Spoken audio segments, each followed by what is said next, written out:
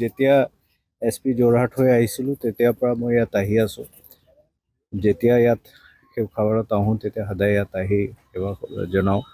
আজিও ইয়াত আহিছোঁ। আমি যোৱা 3 দিন ধৰি উজনি অসমত বেলেগ বেলেগ জিলাত ৰিভিউ কৰিছিলোঁ।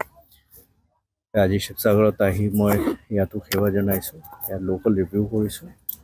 এইখিনি আৰু ছাৰ নতুনকৈ দায়িত্বভাৰ ল'বলৈ গৈ আছে। নতুন এতিয়া মাননীয় মুখ্যমন্ত্ৰী মহোদয় ঘূৰি অহাৰ পিছত কেতিয়া ইয়াৰ পৰা যোৱাটো হয় তেতিয়া নিশ্চিত কৰা হ'ব। তো কিন্তু 26 তাৰিখৰ পিছতে প্ৰায় যোৱাটো নিশ্চিত হৈছে। গণৰাজ্য দিৱস আহি আছে ছাৰ। গণৰাজ্য দিৱসৰ আমি গোটেইখিনি ৰিভিউ কৰিছোঁ। এতিয়া উজনি অসমৰ গোটেইখিনি জিলা শিৱসাগৰ, চৰাইদেউ, যোৰহাট, ডিব্ৰুগড়, তিনিচুকীয়া, শদিয়া।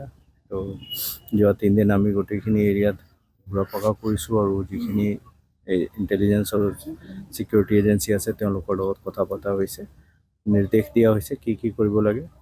আৰু মোৰ ধাৰণা যে আগতেও মই এই কথাটো কৈছিলোঁ যে যেনেকুৱা আমাৰ অসমৰ এতিয়া উন্নয়নৰ এটা গতি আগবাঢ়িছে, সেইটো চাই এতিয়া কোনো সংগঠনে যে কিবা এটা কুঠাৰঘাতমূলক কাম কৰিব বুলি মই নাভাবোঁ। আৰু মই তেওঁলোকক সেইটো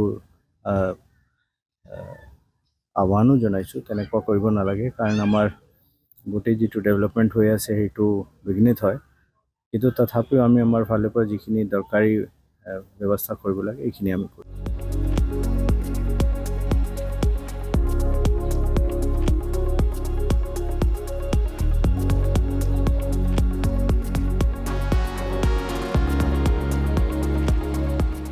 যেতিয়া SP যোৰহাট হৈ আহিছিলোঁ তেতিয়াৰ পৰা মই ইয়াত আহি আছোঁ। যেতিয়া ইয়াত শিৱসাগৰত আহোঁ তেতিয়া সদায় ইয়াত আহি সেৱা জনাওঁ।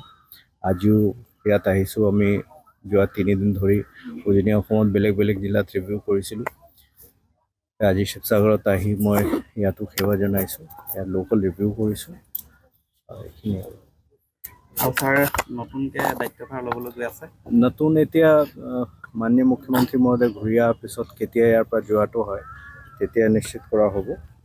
তো কিন্তু 26 তাৰিখৰ পিছতে প্ৰায় যোৱাটো নিশ্চিত হৈছে। গণৰাজ্য দিৱস আহি আছে ছাৰ। গণৰাজ্য দিৱসৰ আমি গোটেইখিনি ৰিভিউ কৰিছোঁ। এতিয়া উজনি অসমৰ গোটেইখিনি জিলা শিৱসাগৰ, চৰাইদেউ, যোৰহাট, ডিব্ৰুগড়, তিনিচুকীয়া, শদিয়া।